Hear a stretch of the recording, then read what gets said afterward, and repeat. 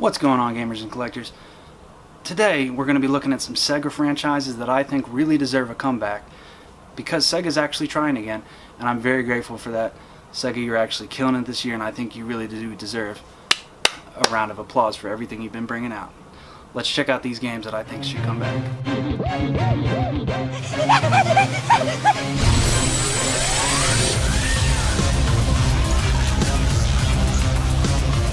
Obviously, if you're subscribed to the channel, you know that I'm a huge Xbox guy, so as you can see, there's a few Xbox games in here, and you probably know what they are, but you might not. So stick around. Alright, and the first game is actually a solo release for the Dreamcast. It's never had a sequel to it. It's been heavily rumored that it was going to have one for one of my favorite systems, the Wii U, but it never ended up getting one, and that being Seaman, voiced by, or narrated by Edward Nimoy. Rest in peace, my man. You will be forever remembered in gamers' hearts that have played this game. Such a weird, quirky game. I absolutely love this game. It's so, like, for me, when I get one of those games, it's just very unique, and I just really love playing it.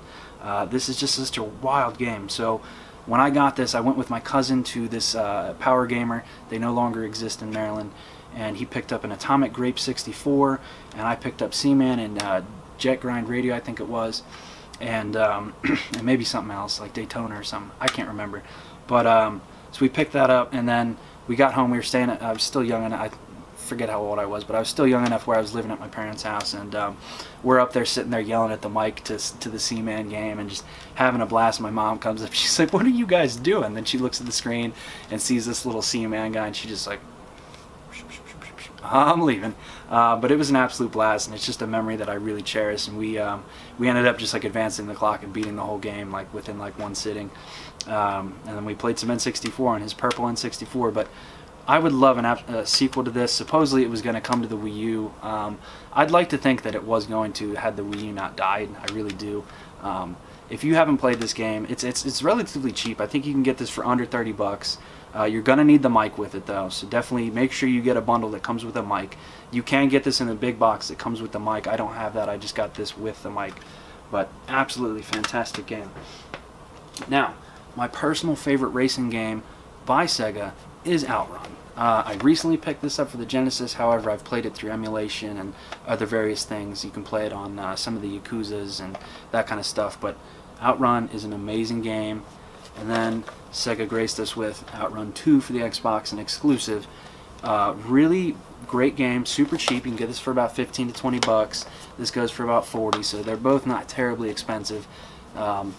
This is very common to find. I mean, it's not hard to find, it's just people want it, so it goes for more. But Outrun 2, not rare, not even uncommon, but again, most people want this in their collection, so you're going to have a hard time finding it, but I promise you it's like a $15 or $20 game. Now, the Outrun that is rare for the Xbox is Outrun 2006 Coast to Coast.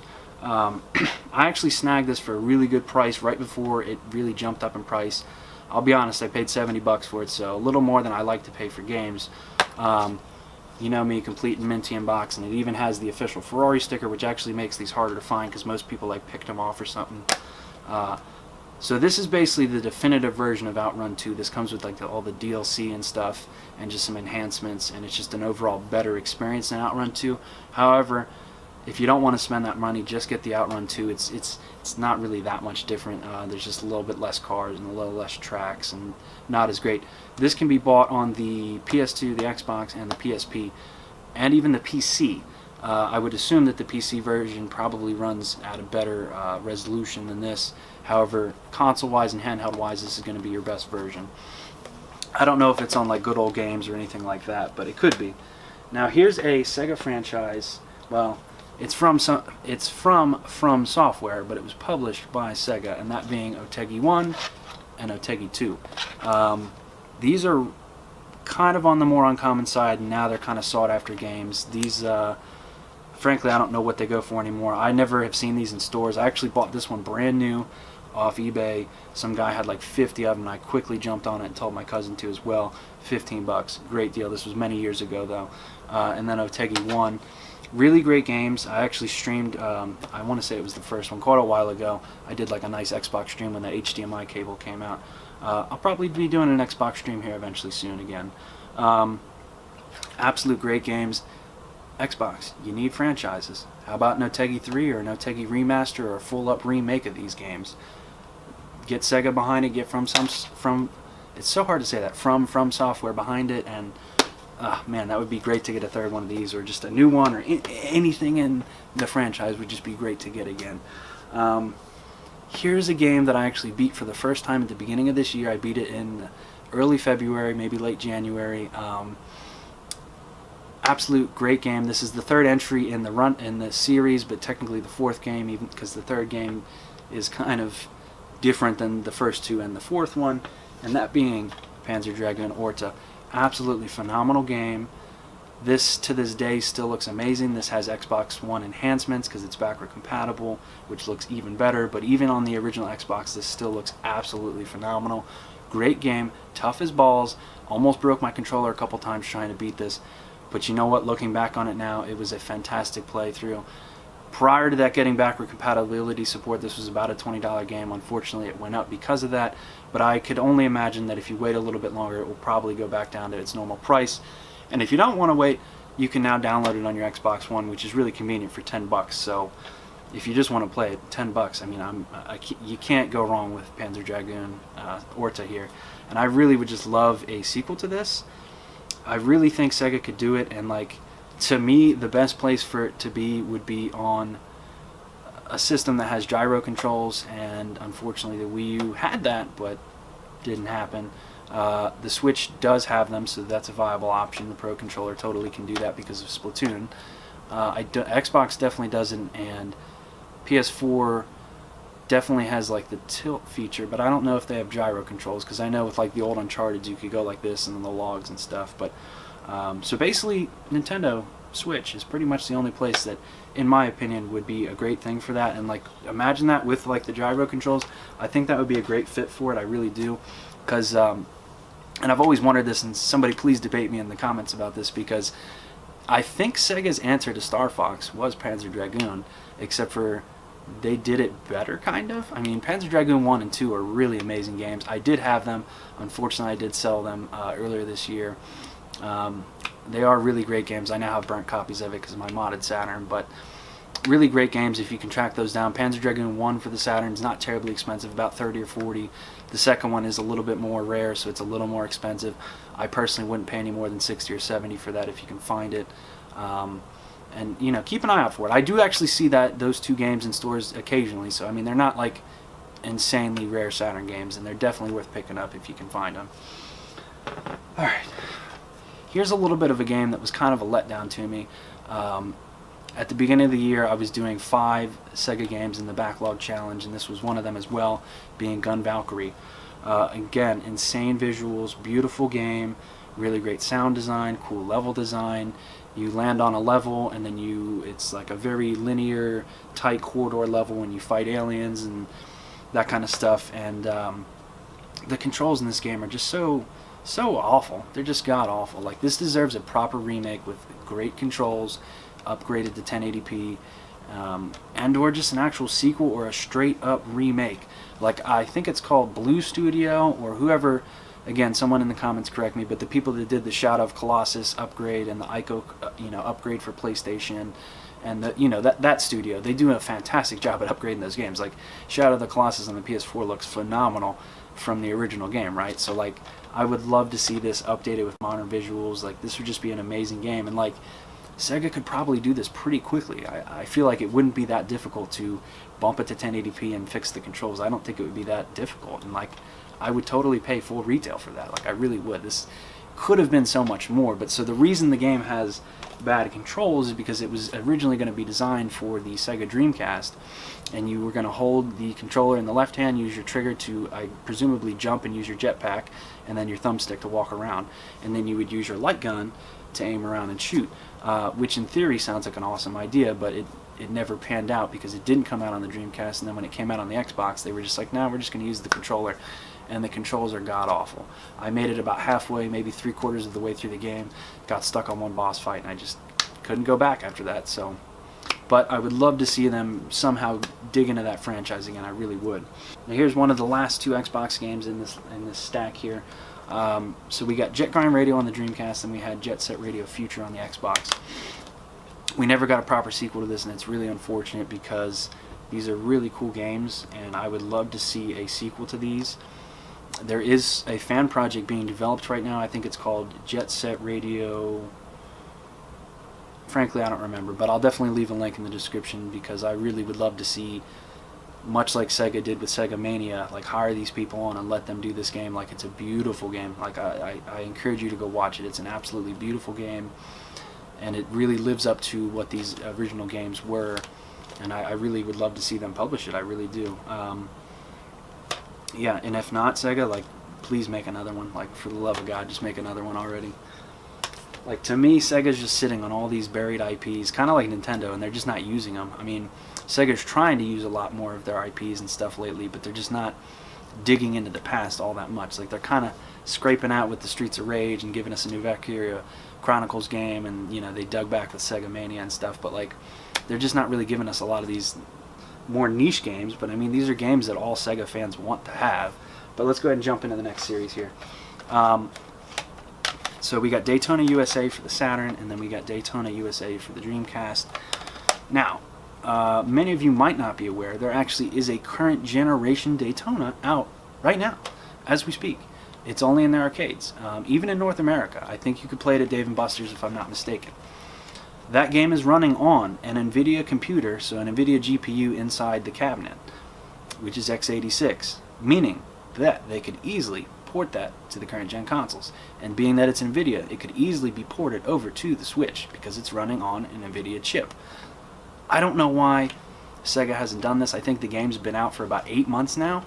It's an absolutely gorgeous game. The music's great, and they included a lot of drivers in it because now that platform has a lot of power in it. And it's just a phenomenal looking game. I'm going to definitely try to throw in some gameplay here if I can. Absolutely great game. And Sega, I mean, you already built the game. Like, just put it on consoles, charge $20-30 for it. Please make a physical for it because I really want that. But, you know, if not, definitely check that out and try to find out where it is in the arcades. And definitely let me know. If it's at Dave & Buster's, definitely let me know because I totally want to go play it.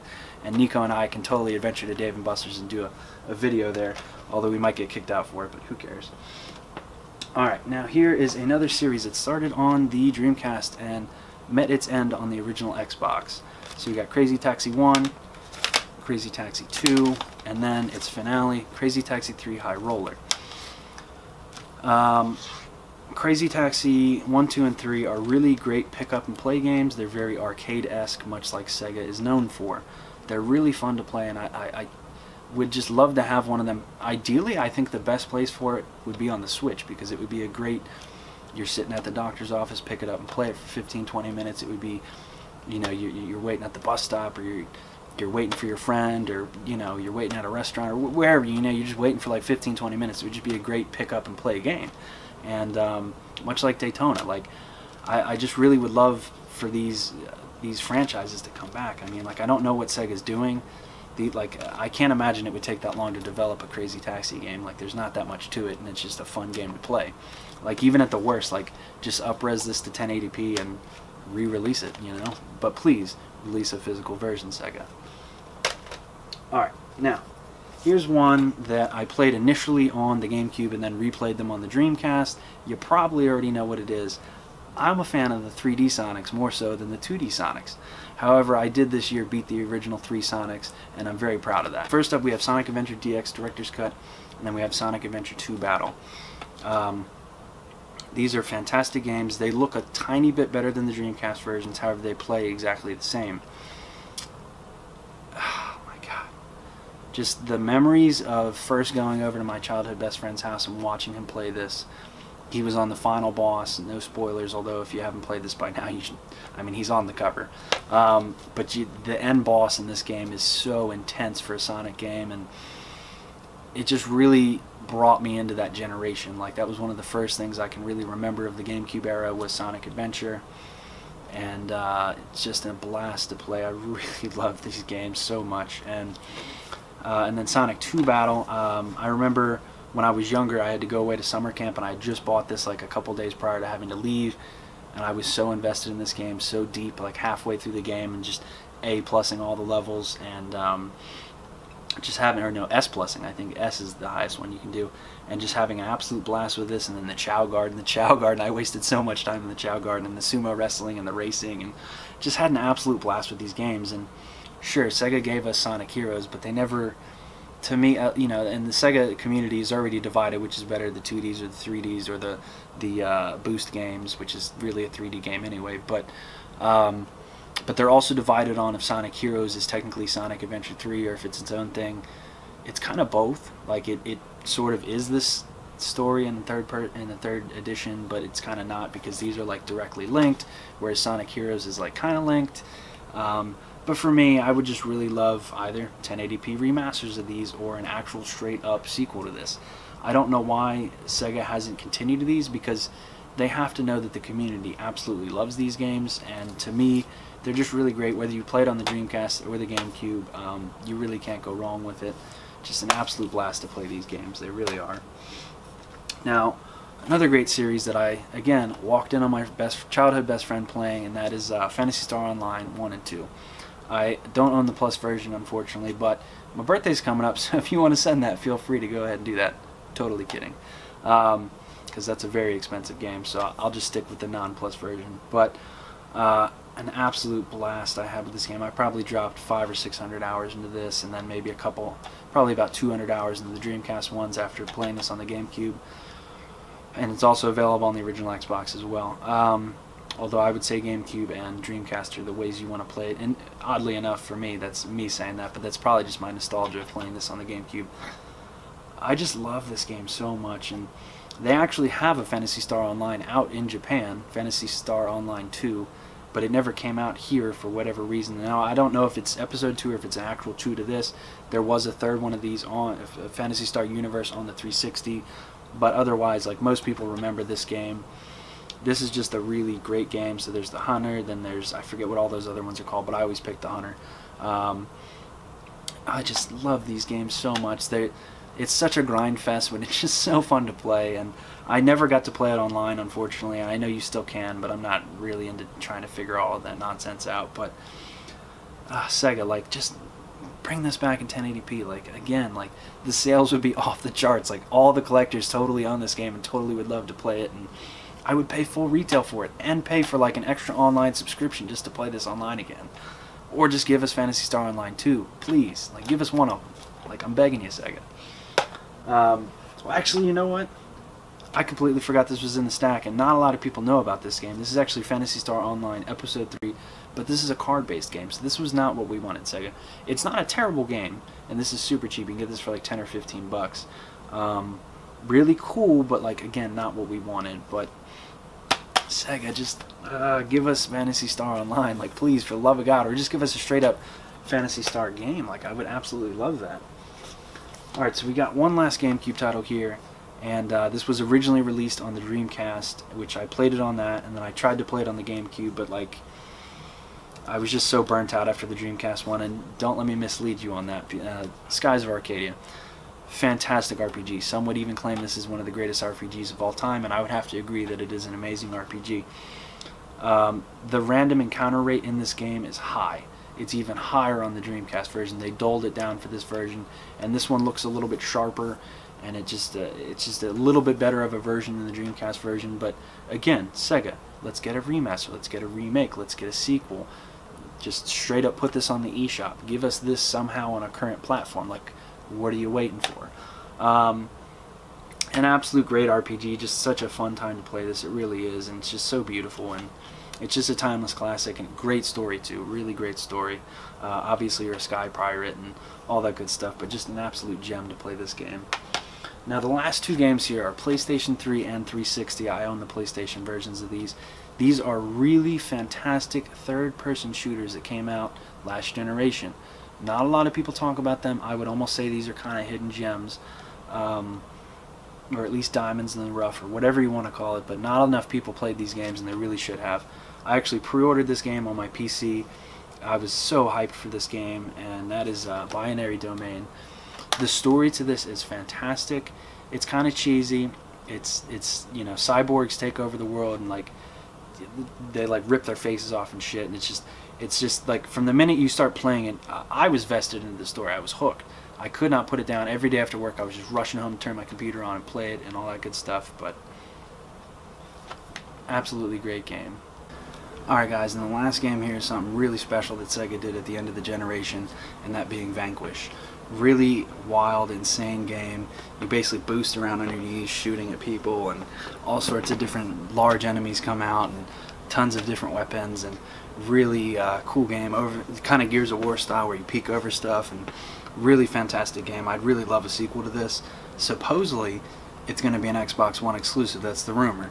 So we'll see. I'd really love to see Sega do that. I can't think of a better place for that to end up as an Xbox exclusive. Hopefully it's a next-gen launch exclusive. That would be a serious sleeper hit right there, just launching that in on the launch window of the Xbox 4.